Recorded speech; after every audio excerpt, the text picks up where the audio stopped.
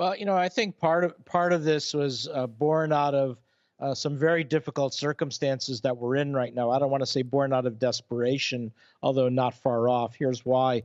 I mean, one, we have to keep the country functioning, and we have to keep our health system intact.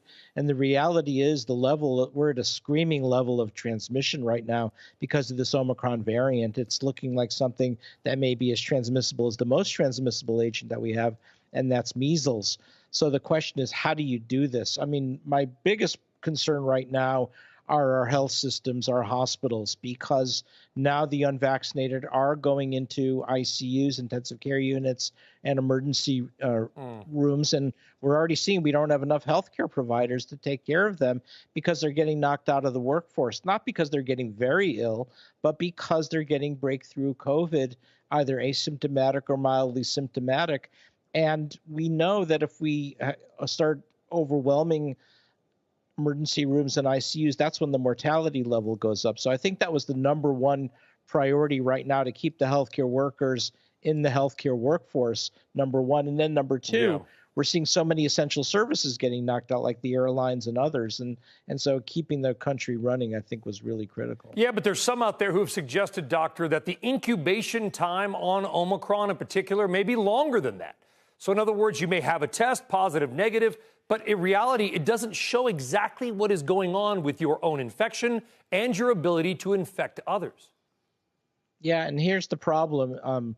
The limited data we have on that is for the other variants, and Omicron is such a game changer that it's really hard to assess. So let me give you an example.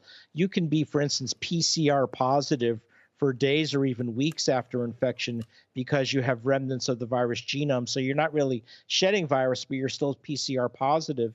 How do you know whether you're PCR positive for that reason or truly because you're shedding a lot of virus? To actually measure shedding virus is a very complicated type of endeavor, number one. And number two, you have to back it up with epidemiologic studies. There's just no way we're going to get that answer really quickly with Omicron. So you have to make your kind of best assessment in order to balance the reality of keeping society together, keeping our hospitals open, and the science. And it's in fairness to the CDC and the White House task force, it's a tough call. How do we know if we test positive for Omicron, Delta, Gamma, Alpha, or whatever it may be? We take all these rapid tests. We don't have a gene sequencing, maybe you do, I do not, at my home. Well, it's in some ways the gene sequencing it puts you at a disadvantage because it's so sensitive that what you're really measuring are remnants of virus genome rather than true virus. So in some ways, the fact that the antigen test is a little less sensitive may actually be a better indicator of how long you're infectious. The problem is in the beginning stages of the illness, that lower sensitivity works against you because you could still be infectious and not realize it. And that's where the PCR is advantageous. So if you're listening to this and saying, oh my God, I'm more confused than ever, you join the club, because when you actually look at the CDC guidelines, it is incredibly complicated in so many different situations that it's even hard for a lot of the healthcare professionals. Doctor, I know we need to go, but very quickly, that is why I think the president today kind of conceded. He kind of had a change in tone and said, this is going to be primarily a state mitigation effort, not pulling the federal government out of it, obviously, but saying